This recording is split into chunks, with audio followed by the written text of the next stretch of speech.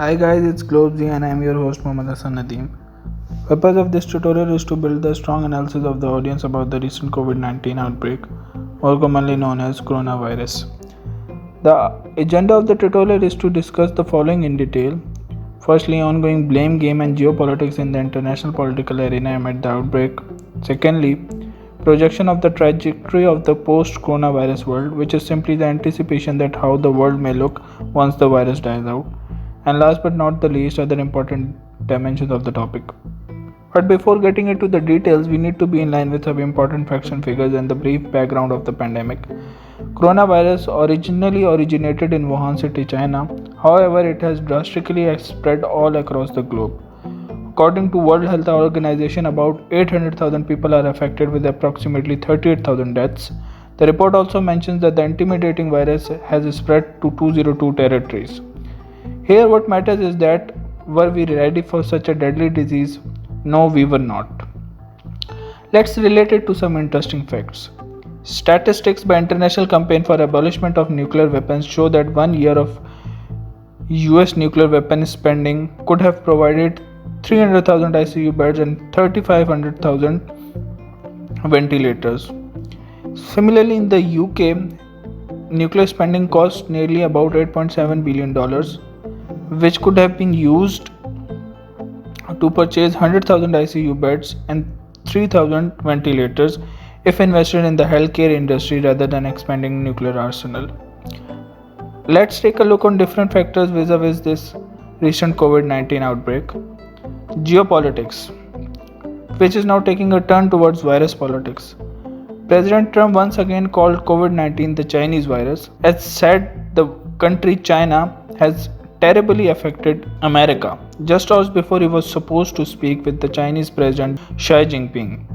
In response to the statement issued by US President, Chinese Foreign Ministry spokesman Yang Lingjian made an unproven claim on Twitter, saying that it might be the US military who brought the epidemic to Wuhan, the epicenter of the pandemic. Yao also shared articles from a conspiracy website suggesting that the coronavirus originated in the US rather than in China. It was linked to military world games in Wuhan last October, the event that drew competitors from 100 countries, which included US soldiers as well. This shows how China felt offended by the US reaction on the pandemic. Similarly, now Russia is also the part of a big blame game. Pro-Russian news agencies such as Russia's Channel 1 promote conspiracy theories that British scientists made COVID-19 and UK had a vaccine too. The aim of such type of propaganda is nothing but to malign other state governments. Similarly, Iran, being one of the most affected countries from the outbreak, claimed that coronavirus was nothing but a biomedical weapon. The blame game clearly shows that the major powers are doing virus politics as a part of their power struggle plans.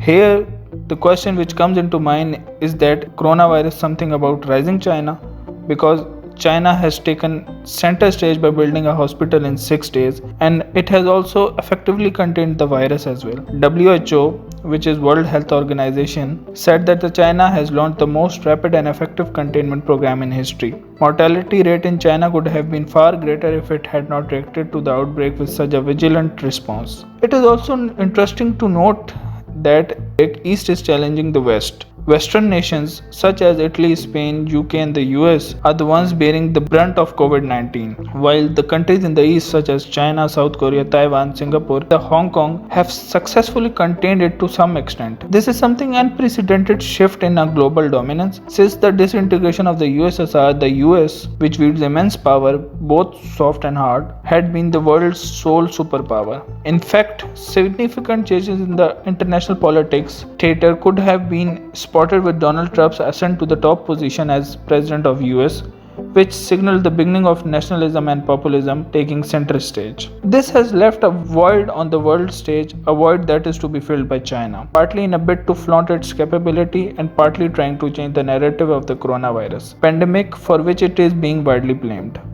China has sent medical supplies and doctors to Italy, Spain, France, Belgium, Iran, Iraq, and other countries too. Here, globalization also comes under question. In connection to this, the pandemic has also brought globalization under severe criticism, and many critics demanding globalization on the back foot now. Globalization, once a benchmark for the compression of time and space and interconnectedness, has become notorious for the rapid spread of the coronavirus at the hands of the globalization is something which may strengthen the case of nationalists and populists against globalization.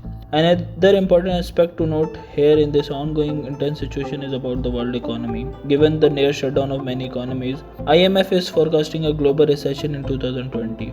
Moreover, UN also estimates that COVID-19 could cause up to a $2 trillion loss in global income. However, at the same time, experts are anticipating some significant or positive changes in the technological world.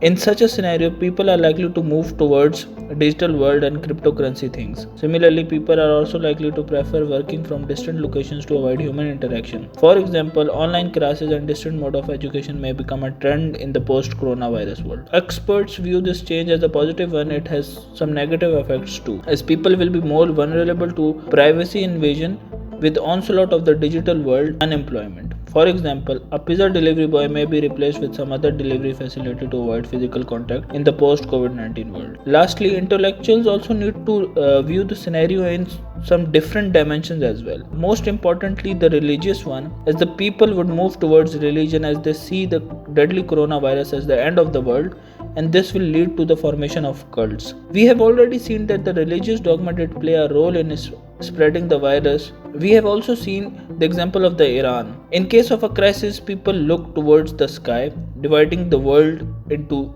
two blocks, the zealots and the seculars. Another important aspect of the scenario is the social perspective. People will set their priorities towards healthcare, research, and education. People will demand freedom of speech as well. In addition to this, people may demand their governments to explain their spending on weapons but not on healthcare. Last but not the least, we have an environmental perspective. Pollution and greenhouse gas emissions have fallen across the continents as countries try to contain the spread of the new coronavirus. From last year, pollution in New York have been reduced to 50% because of measures to contain the virus. In Europe, satellite images also show that the nitrogen dioxide emissions fading away over northern Italy. Therefore, the environmentalists already in global spotlight may demand to continue the same patterns as practiced during the outbreak.